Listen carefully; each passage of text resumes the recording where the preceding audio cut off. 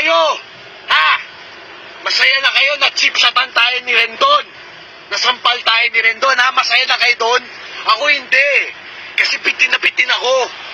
Kulang pa ang ginawa mo, Rendon. Kulang pa.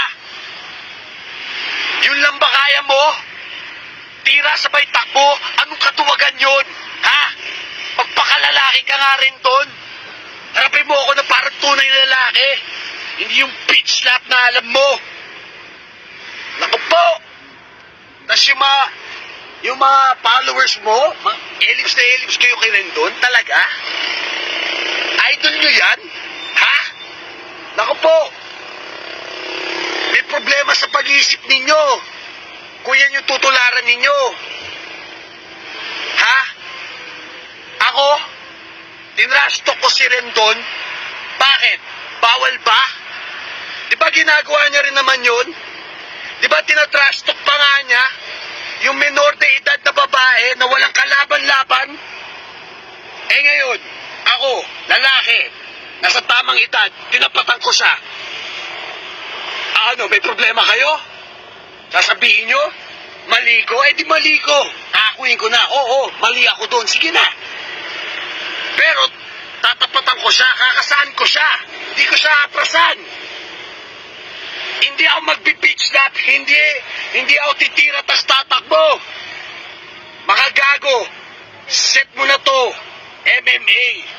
Rendon, inaamaw kita pero alam ko hindi ka kakasa eh.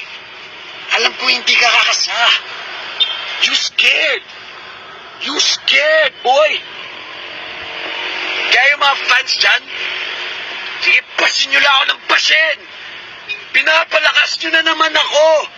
Ang lakas ng Facebook ko dahil sa inyo.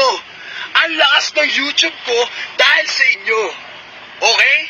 So magpapasalamat pa ako sa inyo.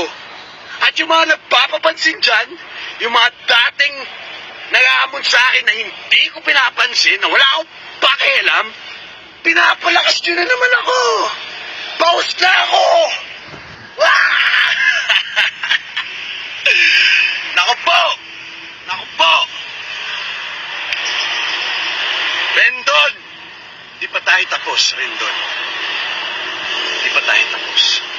Tandaan mo po, magtutuos tayo. Kaya ako sa'yo, kumasa ka na. Okay? Huwag ka nang tumakbo, huwag ka na matakot. Ang laki-laki mong tao, nananampal ka. Laki-laki mong tao, takot ka sa akin.